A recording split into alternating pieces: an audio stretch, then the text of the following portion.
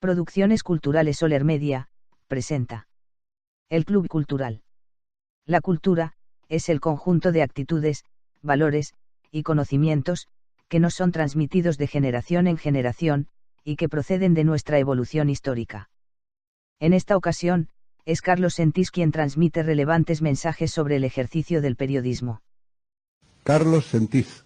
Lo ha sido desde que nació prácticamente. Yo creo que ya estaba proyectado como gente importante. ¿Tú crees que tus padres se habían hecho más o menos ese tipo de ilusiones con respecto a ti, Carlos?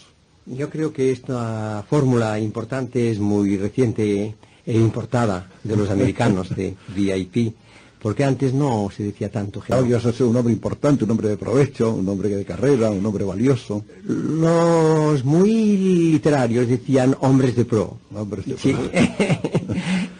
Tú has resultado un hombre de pro, sin duda, ¿no? Por los cuatro costados. En todo caso, bastante agitado. Y tu vida periodística no ha podido ser ni más caudalosa, ni más completa, ni más compleja, ni más importante, porque has vivido todas las experiencias posibles que puede ofrecer el periodismo y las sigues viviendo. Eso es que yo no es que se las siga viviendo todas, ni las haya vivido todas, pero me pareció siempre que tenía que estar a la vista de la noticia, la tenía que ver y tenía que estar ahí. Se reía mucho, pues, José María de Cosío, por ejemplo, que escribió toda una enciclopedia de los toros, sin moverse de su despacho de la Espasa Calpe. Tenía yo un despacho, y algunas veces le iba a ver, y decía, pues ya ves tú, no hago como tú, que para escribirte tienes que ir por lo menos a África. Carlos Sentís ha viajado muchísimo, ha viajado el mundo entero. La primera noticia de viaje más o menos periodístico que yo tengo en mi memoria es un viaje por el centro de África con el general de Gaulle, nada menos en plena guerra mundial. Nada menos en plena guerra mundial. Sí, era la época de que el general de Gaulle se impuso. Era un desconocido para muchos, un aventurero para otros, un traidor para los más de Vichy, y sin embargo él estaba labrando la victoria a la cual se pudo acoger Francia, él, porque si no, de otra manera, no hubiera podido ser así. Y él tenía en Madrid un enviado oficioso, el cual conocí, y viendo cómo yo hablaba y pensaba, me invitaron, una carta del ministro de Información, que se llamaba René Pleven, a ir a Brazzaville, que era la capital del Congo entonces, al cual conocí en su, digamos, sede. No era cuartel general porque allí no había batalla propiamente dicha. Y después seguí el movimiento suyo hasta Argel. Ya se prefiguraba en él al hombre que había de ser, ya estaban en él todos esos rasgos de la grandeur y todo lo demás. Lo curioso es que él estaba ya como si estuviera gobernando Francia, y esto es lo que resultaba irritante para algunos extranjeros, americanos o de otros países, incluso Churchill, que difícilmente aceptó esta posición de ser él el representante de Francia. Y Churchill decía, bueno, pues había otra persona que fue y quería ser la representante de Francia, que era Juana de Arco, pero a esta la quemamos. Cuando termina esa guerra, la Segunda Gran Guerra, ha cambiado no solamente de escenario, sino también de compañeros. Ahí estás con los yanquis, con las tropas americanas. No exactamente. No. Bueno, sí. No, es que no se podía estar de otra manera más que con los yanquis. Pero son los franceses que me enchufaron a ir con los americanos. Si no, no hubiera podido ir. Es decir, que en la guerra fue una cosa ya desde los inicios, que los corresponsales o enviados especiales no podían cambiar de campo. Si estaban con los aliados, no podían ser ya aceptados por los llamados del eje y viceversa.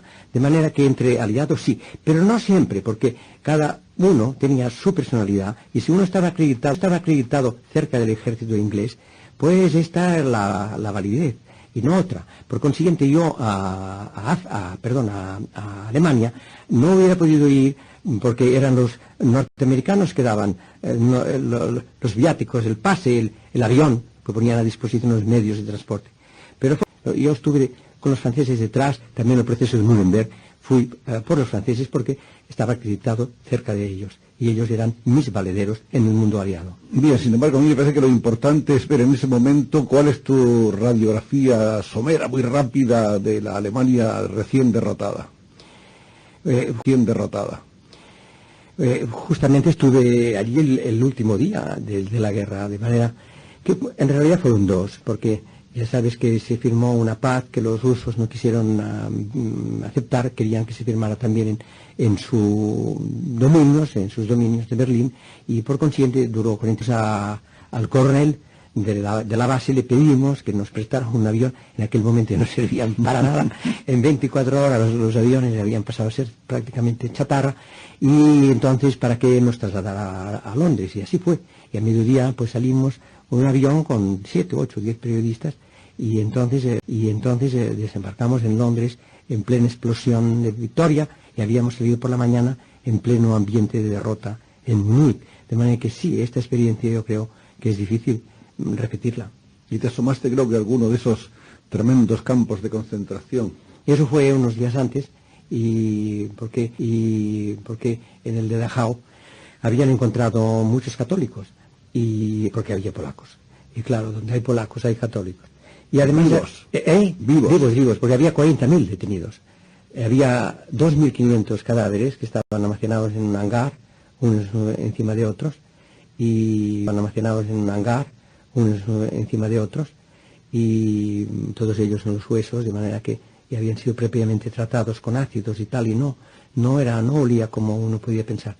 Pero entre los vivos, pero que no les dejaban salir porque había disentería, enfermedades, y se temía que eso irrumpiera fuera de los campos y en una epidemia para toda Europa. Entonces se les obligaba a permanecer allí hasta que los médicos daban el pase, o alguien fuera a buscarles, porque tampoco les podían soltar por las carreteras. De manera que la liberación para muchos no significó más que comer, y comer mal, porque también las tropas americanas, cuando vieron esos esqueletos humanos vivientes, pues les dieron la comida que tenían, y algunos murieron justamente por comer, porque su estómago estaba habituado a una ración mínima y se sostenía así. Y si de repente a este estómago se le da una cantidad de mantequilla, pan y otras cosas de este orden, pues se puede producir, como se producía, más muertos liberados que cuando estaban por liberar. Carlos, viéndolo con la perspectiva que da el paso de los años, el famoso proceso de Nuremberg, en el que también... me han pedido una nota sobre eso, y he tenido que evocar a los 40 años, porque por eso esto se va a celebrar dentro de pocas semanas, la inauguración de unos procesos que duraron mucho tiempo, porque el gran proceso, por decirlo así, que empezó a últimos de noviembre del 45, terminó en primavera del 46, pero yo estuve mes y medio, que ya se está, pero vino un momento en que se repetían las cosas, se convertían bastante monótonas, y entonces yo me di cuenta que podía aburrir al lector, y pedí a los directores de América para cambiar el disco, la cara del disco, y dar una sensación de vida, de optimismo, porque después de la guerra, dar Nuremberg era llover sobre mojado, y bueno, concretamente me has preguntado por mi opinión. La misma que he tenido siempre. Fue un proceso artificial. Yo no sé si tan erróneo, porque los que mataron realmente habían cometido delitos de derecho común, que por eso los mataron, porque a otros que tenían mayor responsabilidad política no los eligieron por falta de temas, o mejor dicho, de hechos que pudieran ser acusados de criminales de guerra. Es decir, el proceso inventó un nuevo delito que no existía, de manera que fue un proceso sin ley, y los romanos ya tienen dicho que no hay delito sin ley, y este no tenía ley.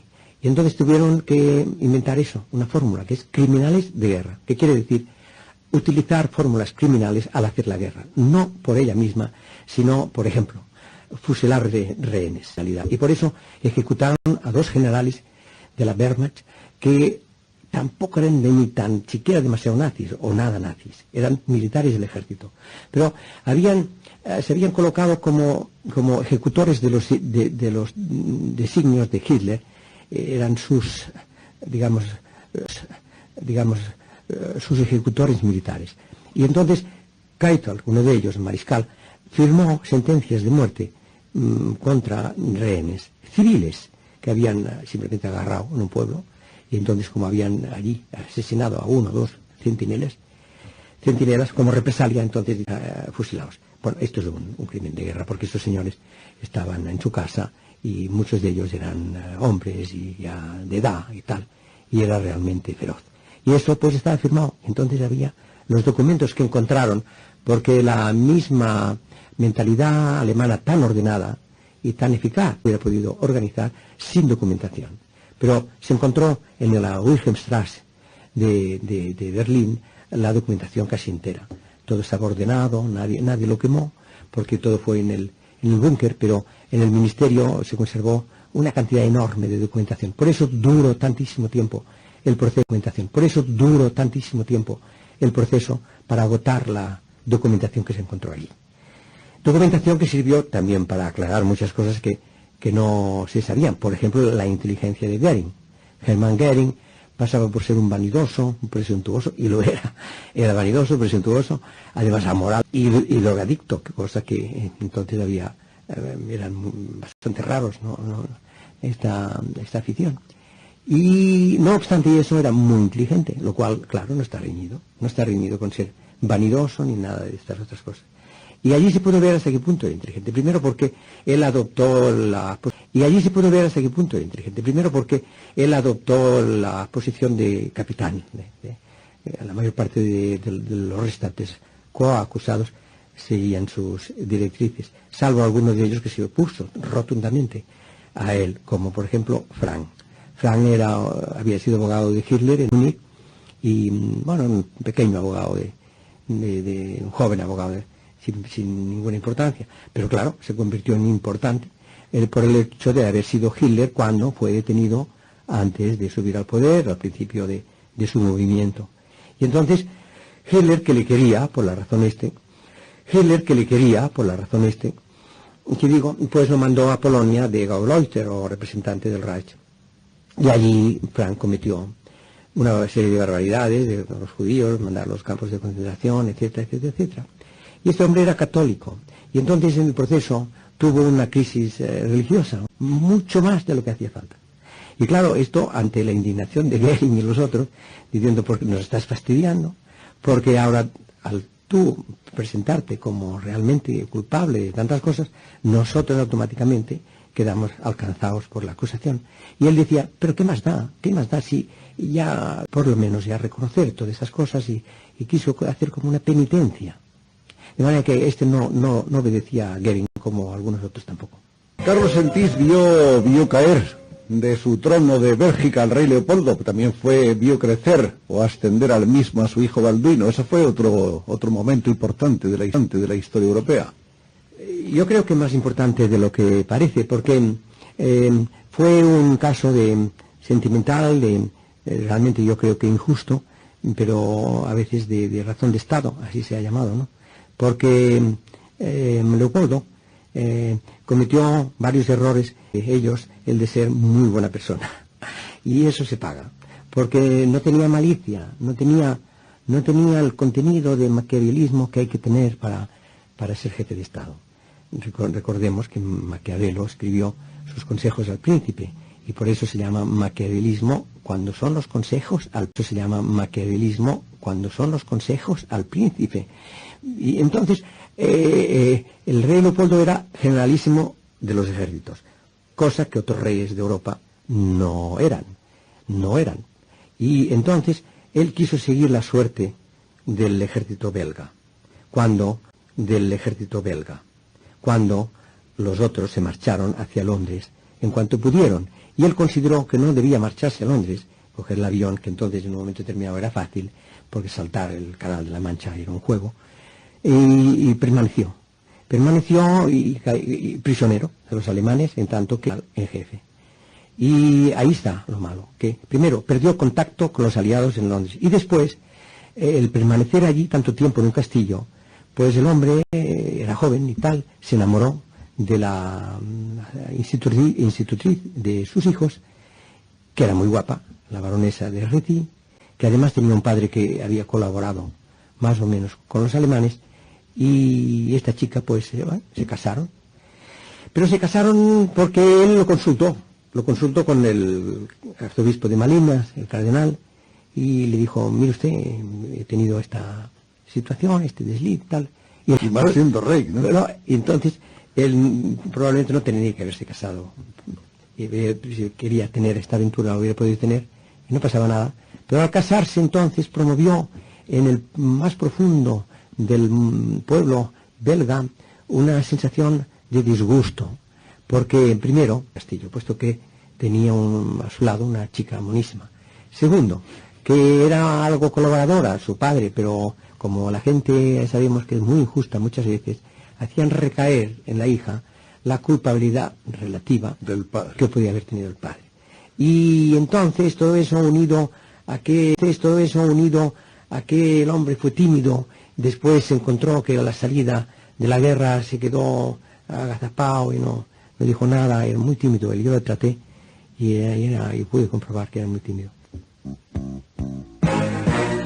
En Finlandia, en la región de Carelia, se ha conseguido reducir el alto índice de arterioesclerosis y trombosis, sustituyendo la comida a base de mantequilla, grasas y huevos por espaguetis y pizza a la napolitana.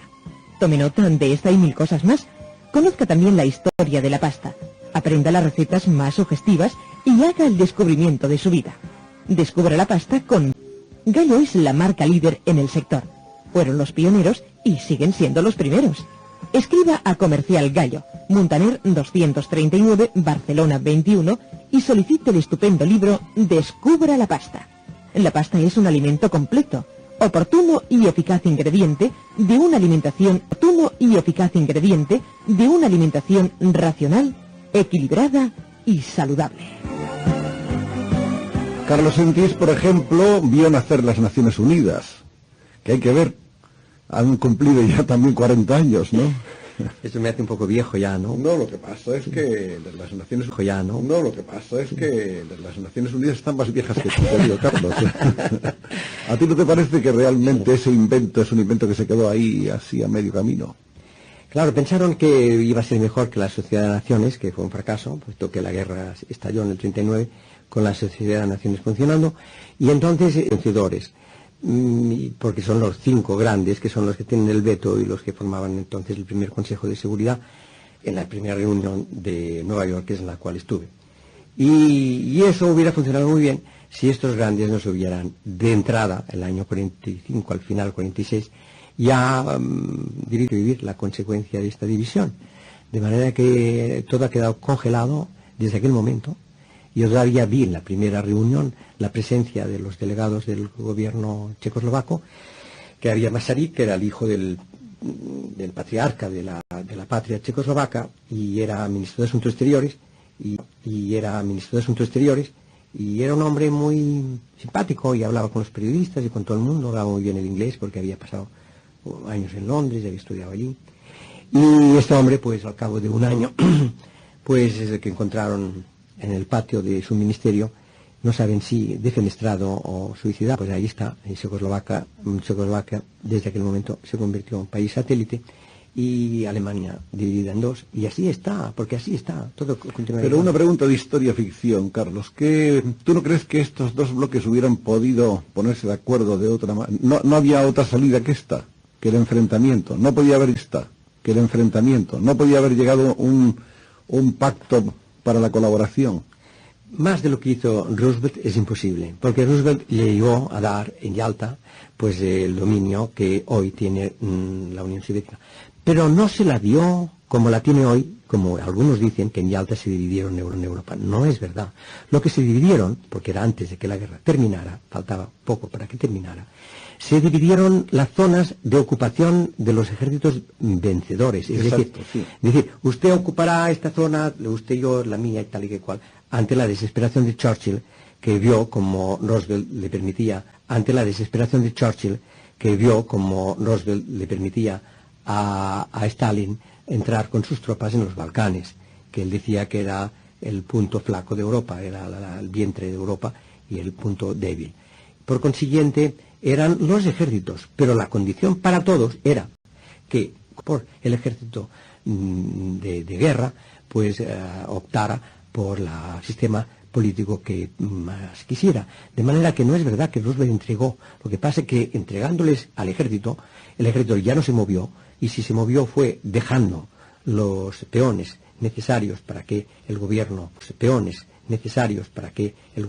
fuera amigo, y que entonces se ha producido esta cosa. Pero Roosevelt creyó en su buena fe que Stalin recogería sus tropas y se marcharía a su casa, como él hizo, porque él recogió todas sus tropas y las reembarcó para América, donde yo en Nueva York tuve muchos trabajos, permanecer en hoteles, porque me echaban a los pocos días, porque llegaban nuevos contingentes de oficiales y tenía que buscar otro hotel.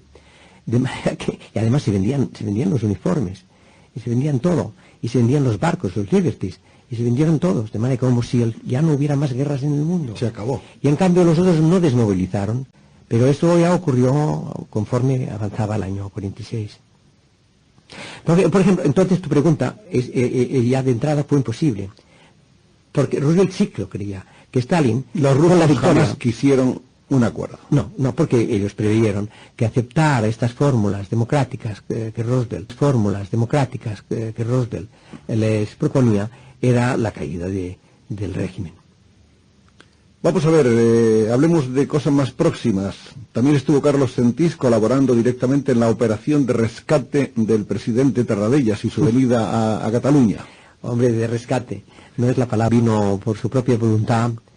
Y, bueno, pero hubo que hacer una larga operación de conciliábulos, gestiones de arriba y abajo, hacer de lanzadera, conversar con unos y con otros, consensuar. Ahí estabas tú en esta tarea. Sí, como una ardilla obrera. De manera que los méritos son de dos personas, de Suárez y del propio Tarradellas, que fueron los que decidieron esta entrevista, sobre todo Tarradellas, que es la que la perseguía.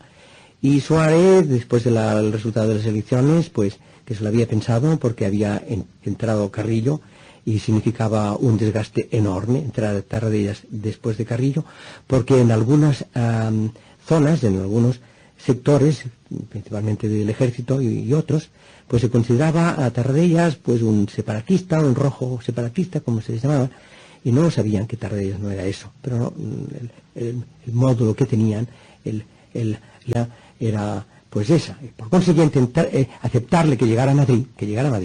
Por eso que es que ni Suárez ni nadie le mandaron una sola carta a Tarradellas, porque entonces hubieran podido ser acusados de faltar a la legalidad, porque la transición, tanto es así, y además tampoco ni siquiera le telefonearon, de manera que Tarradellas se vino conmigo en la confianza que yo pues le pude inspirar, porque no tuvo ningún papel ni nada, y me dijo Martín Villa que se traiga 2 fotografías porque le haremos el pasaporte en el mismo aeropuerto, y así fue. No las encontraba en la maleta y decía, ¿dónde me había metido Antonia? ¿Dónde me había metido las fotos? Después las encontró, y entonces allí el policía que nos esperaba en un coche al pie del avión, y venía también Ortínez con nosotros, pues le extendió un pasaporte, y así legalmente entró con un pasaporte hecho en el propio Barajas. Un momento delicado, difícil y hermoso de la transición española. Descubra la pasta con Pastas Gallo. Es un alimento reconfortante, salutífero, nutricio y asequible. Pero aún está por descubrir en toda su fantástica diversidad, en sus múltiples aplicaciones, en sus virtudes de paladar y en su rica y brillante cocina. Pastas Gallo ha publicado un lujoso y bello libro titulado Descubra la pasta. Para que usted haga un descubrimiento tan útil como apasionante, este libro puede ser suyo excepcionalmente gratis si es oyente del programa Gente Importante. Escriba dando a conocer sus deseos de recibir el libro Descubra la pasta, sin olvidar su nombre y dirección completa. Ponga en el sobre Descubra la pasta y debajo Comercial Gallo, Muntaner 239, Barcelona 21. Gallo hace a nuestros oyentes para que descubran la pasta. Carlos Sentís nació en Barcelona y en esta universidad se licenció en Derecho, estudió el doctorado, ha viajado por el mundo entero, ha sido corresponsal en numerosos países, de La Vanguardia, de ABC, de Clarín de Buenos Aires. Solo en París estuvo más de una década de corresponsal de Clarín de Buenos Aires. Solo en París estuvo más de una década de corresponsal. Me acuerdo de esas crónicas que leíamos, que devorábamos todos. Qué belleza, qué bien estaban tus crónicas, Carlos. En todo caso fue un banco de ensayo muy fuerte, porque la corresponsalía en París supone una variación de temas extraordinaria, poética, muy densa, muy interesante, particularmente para los lectores españoles y americanos, porque en Buenos Aires les interesa muchísimo París, como tú sabes muy bien, Joaquín, que en Buenos Aires pues se vive por París, ir a París, y el ambiente ahora no tanto, pero sigue irradiando todavía. Y sobre Hispanoamérica, a partir de la caída del Imperio español, todo el mundo se decanta hacia la cultura francesa, y los franceses, que son habilísimos, consuman su penetración en nuestro ex continente, ¿no? Exactamente. Por consiguiente, interesaba mucho y la política, pero también París, pues temas, no digo noticias porque tampoco mi labor era dar noticias, sino comentarlas, pues verlas e interpretarlas y darlas, después de una elaboración mental o intelectual, que esta es la labor difícil que supone ser algo escritor, bueno o malo, pero escritor, es recrear los hechos y contarlos como uno los ve, porque de otra manera las noticias escuetas, los flashes, dicen muy poco. Tus artículos están contados con una enorme vitalidad, con alegría, de una manera muy grande, bueno, hay naturalmente idea, pensamiento, pero al mismo tiempo hay acción. Son artículos vivos, artículos que casi pueden andar solos, y yo creo que eso es importante. Bueno, nuestro amigo Carlos Sentís ha sido director general de la agencia EFE, presidente varios años de la misma agencia EFE, director y fundador del vespertino Telexpress, que tuvo una vida corta pero muy brillante. Ha hecho televisión, toda clase de programas de televisión, ha sido director general de prensa, presidente de la Asociación de la Prensa de Barcelona, antiguamente, hace unos años 10 o por ahí, y otra vez de nuevo ahora. Ha sido presidente del Partido Centristas de Cataluña, fue diputado al Congreso con el número 1 por la coalición Centristas de Cataluña, el número 1 por la coalición Centristas de Cataluña, UCD, en el 79, también con el número 1 por UCD en el 15J, en fin, es un hombre siempre importante, Carlos Sentís, y quedan millones de cosas que contar de Carlos Sentís, cosas que habrá que dejar para otro día. Pero resulta que has hablado más tú que yo, ¿no? Soler Media patrocina el Club Cultural. El conocimiento mejora la calidad de vida. Patrocine cultura con nosotros.